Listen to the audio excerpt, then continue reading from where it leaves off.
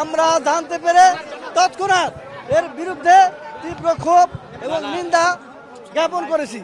এরপরে আমরা চেষ্টা করেছি যারা এই আইনের সাথে জড়িত, কমিটির সাথে জড়িত নীতি নির্ধারণী মহল, তাদের সাথে আমরা দফায় দফায় বৈঠক করেছি, তাদের সাথে নেগোশিয়েট করেছি।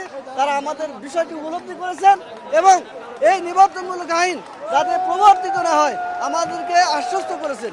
আশা করছি আজকের দিনের মধ্যে এটা প্রত্যাহার হবে।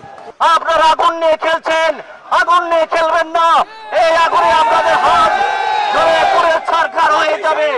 আমরা দমবো না, আমরা জেলে যেতে রাজি। আমাকে হুমকি দেওয়া হয়েছে, আমাকে হুমকি দেওয়া হয়েছে, আমাকে রাতে তুলে নিয়ে যাওয়া হবে। আমি ভয় করি না, ভয় করি না মরণে।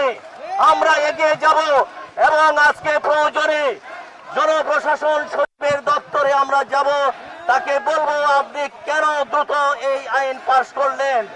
আমরা এত কাকুতি মিনতি করার পরেও আরেকটা গুরুত্বপূর্ণ কথা মিডিয়ার ভাইদের সামনে বলি। উনি আমাদেরকে গত পরশুদিন কমিটমেন্ট করেছিলেন, কনফারেন্স রুমে কমপক্ষে 200-300 অফিসার ছিলেন, সেখানে উনি কমিটমেন্ট করেছিলেন আমাদের সাথে আলোচনা করে চূড়ান্ত না হওয়া পর্যন্ত গেজেট নোটিফিকেশন করবেন না। বা দুর্ভাগ্যজনক উনি কালকে সারাদিন আইন মন্ত্রণালয়ে বসে থেকে এই গেজেট নোটিফিকেশন করে রাতের বেলায় আমাদেরকে পাঠিয়ে দিয়েছে।